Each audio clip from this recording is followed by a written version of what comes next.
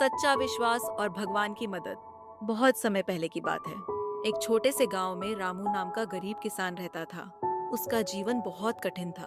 उसके पास एक छोटा सा खेत था, लेकिन वह बंजर पड़ा हुआ था। बारिश समय पर नहीं हो रही थी और घर में खाने को अन्न का एक दाना भी नहीं बचा था। फिर भी रामू का भगवान पर अटूट विश्वास था। हर सुबह वह गांव के मंदिर जाता और घंटों भगवान से प्रार्थना करता, मेरी मदद करो, मेरे बच्चों को भूखा मत सोने दो, मुझे शक्ति दो ताकि मैं अपना खेत उपजाऊ बना सकूं। लेकिन दिनों दिन उसकी स्थिति और बिगड़ती गई। गांव वाले उसे चिढ़ाते और कहते, लेकिन उसका विश्वास कमजोर नहीं हुआ। भगवान का संदेश। एक रात रामू ने सपना देखा। सपना बड़ा ही विचित्र था।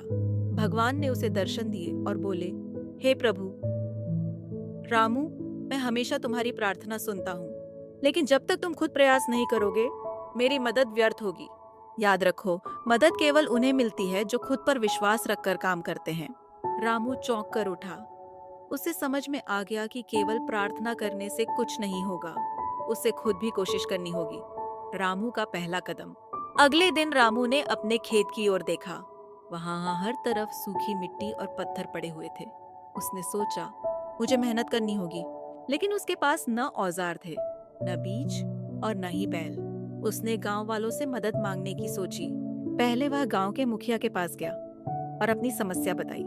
मुखिया ने कहा, रामू, हम सब ने तुम्हें हमेशा मंदिर में समय बिताते देखा है। अब अगर तुम सच में मेहनत करना चाहते हो, तो मैं अपने बैल और हल तुम्हें उधार दे दूंगा।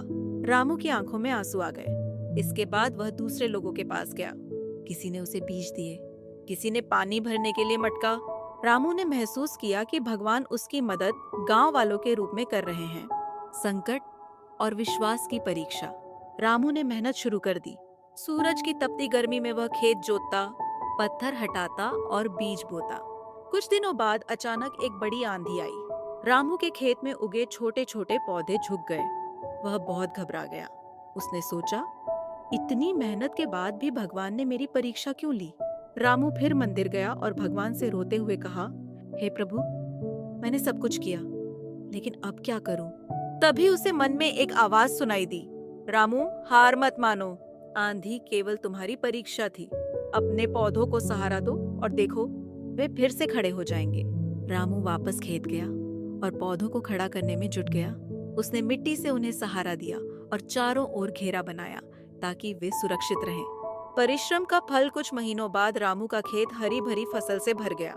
उसने इतना अनाज उगाया कि उसके परिवार के लिए भी पर्याप्त था और गांव में बेचने के लिए भी।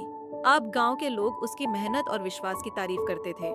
रामू ने एक बात समझ ली थी, भगवान हर किसी की मदद करते हैं, लेकिन उनकी मदद उन्हीं को दिखती है जो खुद पर भरोसा रखते हैं और मेहनत करते हैं। सीख, यह कहानी हमें सिखाती है कि केवल प्रार्थना करना काफी नहीं है।